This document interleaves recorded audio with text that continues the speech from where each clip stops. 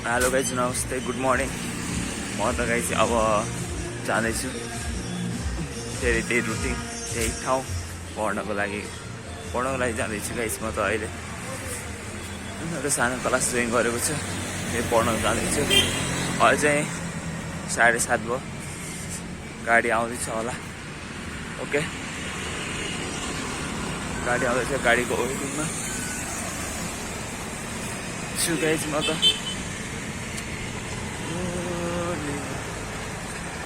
पखालेको रहेछ, पानी पनि परिरहेको थियो आज चाहिँ, मस्तले निदाइयो। ओके, गाडी पनि आयो, जान्छु। यत्रो फोहोर भइसक्यो होइन, अझै पनि नगरपालिका आएको छैन, उठाउन सकिरहेको छैन अझसम्म पनि। यत्रो फोहोर भइसक्यो, गाह्रो छ यार।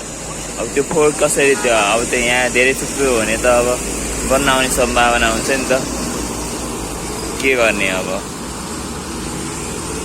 गाह्रो छ।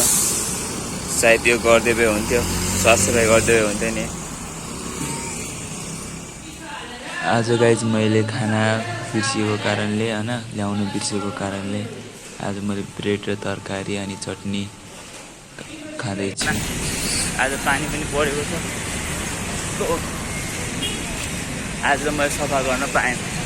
ओके, म चाहिँ अब 1 घन्टामा म पुग्न सक्छु। Okay, okay okay, good, very good. त्यही हो गाइज, मेरो त आज के पनि गर्न, हिजोको चाहिँ भल हाल्न पाएन। हिजो म छिट्टै सुतिहाल्ने, त्यही हो। आज सफा पनि गरेन किनकि पानी पऱ्यो, भिजेको हुन्छ नि त, प्लास्टिक चाहिँ गरुङको हुन्छ। अनि आज त्यही पनि अर्को प्रब्लम छ, त्यहाँ चाहिँ त्यो फोहोर नै उठाइदिइरहेको छैन क्या नगरपालिकाले। अब त्यहाँ त धेरै भयो भने त्यहाँ गन्दा आउँछ नि त। त्यसपछि म कन्टिन्यू गर्छु। पानी परेको बाहेक सधैँ म चाहिँ भलक चाहिँ फोहोर चाहिँ म कलेक्ट गर्छु। पानी परेको दिन चाहिँ अलि भिजेको हुन्छ, त्यसैले म चाहिँ गर्दिनँ। आज चाहिँ छिट्टै बिदा भयो, अब चाहिँ गाडीमा जान्छु होला। ओके गाइज, यो चाहिँ सातो बाटो चोक हो होइन, यहाँ यति धेरै गाडीको जाम लागिरहेको हुन्छ कि। आज पानी पर्यो, सफा गर्न पाएन, त्यसैले आज म गाडी यता लाग्छ गाडी चाहिँ, त्यसैले म आज गाडीमा जाँदैछु। यो चाहिँ रिङ रोड हो, रिङ रोडमा यति धेरै जाम लाग्छ किनकि अब यहाँ सानो बाटो छ, अब धेरै गाडीहरू छ नि त, हजारौँ गाडी होला, यत्रो बाइकहरू यस्तो छ, यहाँ चाहिँ अलिक जाम धेरै लाग्छ।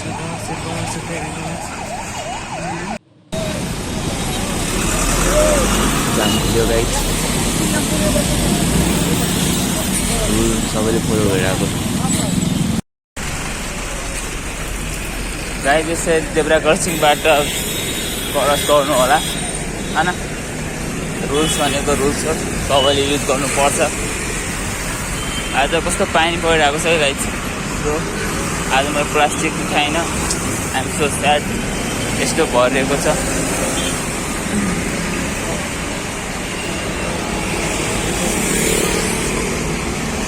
बेसी सातो बाटो चोक, यहाँ चाहिँ म आफ्नो गाडीको चाहिँ वेट गर्नुपर्ने हुन्छ यहाँदेखि। गाइज म त होइन गाडीको लागि म वेट गर्दैन, तर गाडी आउँदैन, त्यसरी म हिँडिदिन्छु। जहाँ आउँछ गाडी त्यहीँदेखि म चढेर जानु पर्ला। त्यही हो, म छिटो पुग्नु पर्छ नि त। टाइम भनेको एकदमै इम्पोर्टेन्ट हो क्या गाइज हाम्रो लाइफमा। टाइम चाहिँ सकेसम्म कसैलाई नदिनु गाइज, टाइममा हिँड्नुपर्छ होइन, सबै पुरा टाइममै गर्नुपर्छ। Okay, and let's. म त बिच बाटोबाट हिँडिरहेको छु, यहाँ यस्तो छ, केही नै लाग्दैन मलाई। नो लाज, न त डर, न त कुनै केही पनि लाग्दैन मलाई कस्तोदेखि। अब राम्रो काम गर्ने हो नि त, राम्रो काम गर्दै जाऊँ, जे हुन्छ गर्दै जाऊँ। मिनट त्यहीँ रोकिदिन्छ, त्यसैले म यहीँबाट हिँडेर गइदिन्छु। त्यसैले हिँड्न आवश्यक छ, एक्सर्साइज पनि हुन्छ नि त। ओके, अब तर आई एम भेरी स्याड। मेरो रुटिन बिग्रिन्छ नि त, सो डेली गर्ने भनेको हुँदैन। पानी परिदिन्छ, पानी परेपछि लुगा पनि फोहोर हुन्छ मेरो एक त, त्यसपछि त्यो प्लास्टिक पनि अलिक गरम हुन्छ क्या, त्यसैले पानी परेको दिन चाहिँ म गर्दैन सफा, नत्र डेली म गरेर आउँछु। गर्नुपर्छ सफाइ, सकेसम्म डेली एक गड्डा गर्छु मैले। ओके, अरू अब म कुनै दिन घुम्न जान्छु guys. Like comment share subscribe गर्नु, म राम्रो राम्रो कन्टेन्ट बनाउँछु सोच्छु होइन। अब त्यही हो, लाइक कमेन्ट सेयर सब्सक्राइब गरिदिनु मनपर्छ भने।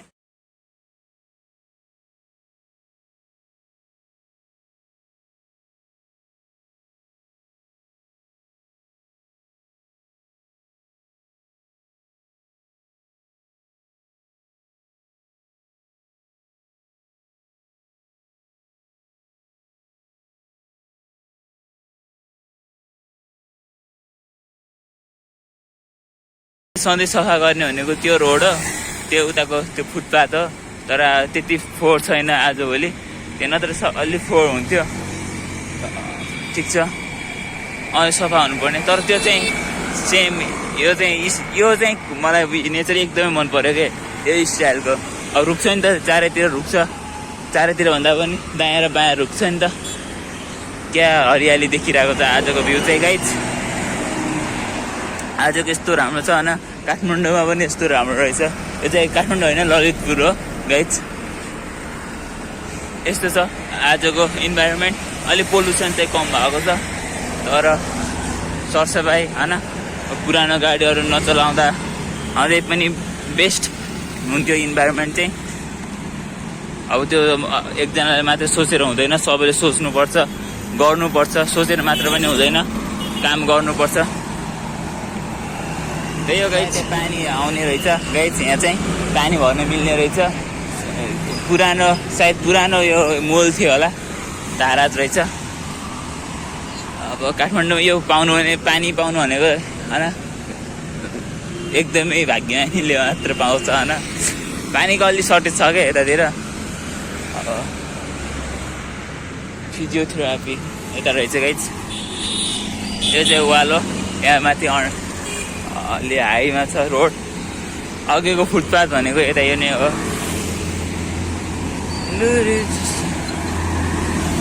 यसरी गाडी जान्छ, यस्तो पोल्युसन छ गाइड, हेर्नु यस्तोले त पोल्युसन गराइहाल्छ नि त। हेर्नुहोस् त, यस्तो गाडी अब चलाउने कि नचलाउने, आफै सोच्नुहोस् कति पोल्युसन बनाइन्छ। हेर्नु यता कालै बनाइदियो, यता त कार यो यति स्पिडले पनि गाडी नचला, स्पिड छ, तर यो चाहिँ होइन त। सो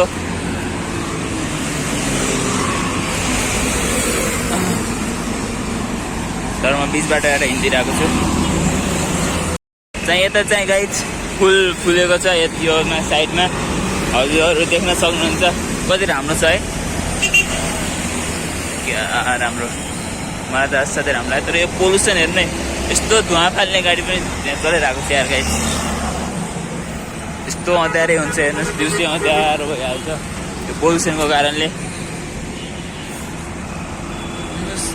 त्यसै यस्तो जाम भइरहेको छ गाइज, अनि यस्तो फोहोर छ यहाँ। यो गाडी चाहिँ जाँदैन होला। ओ यति नदीबाट जान्छ एरोप्लेन,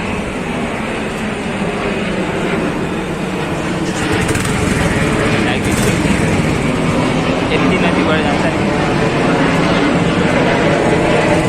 ओके, हिजो गाइज यति सब फोहोर हुन्थ्यो नि यतातिर, आज सब पानीले बगाएछ हो कि सरसफाइ गरेको थाहा भएन, तर आज अलिक क्लियर छ। यहाँ चाहिँ यस्तो दामी बनाएको छ, यहाँ चाहिँ यति अलिअलि फोहोर छ यहाँ चाहिँ।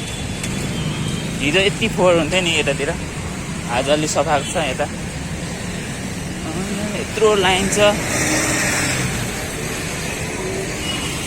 आज पानी परेर अलि फाइदा नै भयो गाइस, किनकि अब फोहोर बगायो नि त। अब यस्तो फोहोर थियो, अलि ठुलो आउनु पर्ने होइन, त्यस्तो फोहोर छ होइन। त्यसमा प्लास्टिकहरू ढलहरू सब यता मिसाएको हुँदो रहेछ। पाइपहरू पनि हेर्नुहोस् न गाइस, तपाईँ देख्न सक्नुहुन्छ पाइप। पाइपहरू यसरी यहाँ चाहिँ ढल्न मिसाएको रहेछ सो भेरी ब्याड कन्सेप्ट फोहोर होइन फोहोर जमेको कारणले यहाँ चाहिँ पानी जमेको छ फोहोर अड्किएको कारणले पानी जमेको छ गाइस आजले सफा देखिरहेको छ सधैँ यस्तो सफा भइदिएको हुन्थ्यो हेर्नुहोस् यस्तो यति राम्रो देखिरहेको छ नि यो गुम्बा भन्छ यसलाई चाहिँ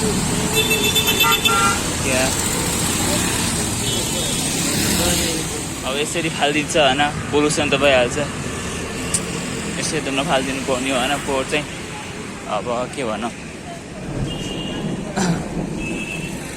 के हो बुझ्दैन सकिने मान्छेको जातलाई होइन मान्छेको जात अजिब किसिमको छ क्या के भन्ने के भन्ने अलिकति दिमाग लगाउँदा हुन्थ्यो सबैले पानी पर्न लाग्यो थाल्यो गाइस सायद म बस्न जानुपर्छ होला अब हो पानी त परिहाल्छ भिजाउँछ कि कतै भिजाउनुभन्दा अगाडि नै म अब गइहाल्नुपर्छ गाइस अब गाडीमा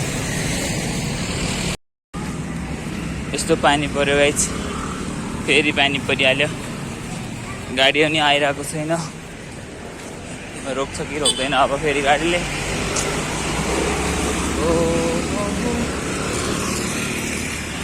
टेम्पोमा भयो भने जानुपर्छ क्या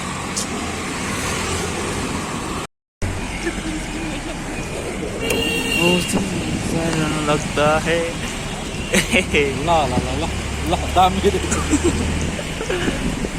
फर्स्ट एक्सपिरियन्स गाइज मेरो त झुन्डिएर पनि जानु पर्यो यार आज त यहाँसम्म चाहिँ के आयो त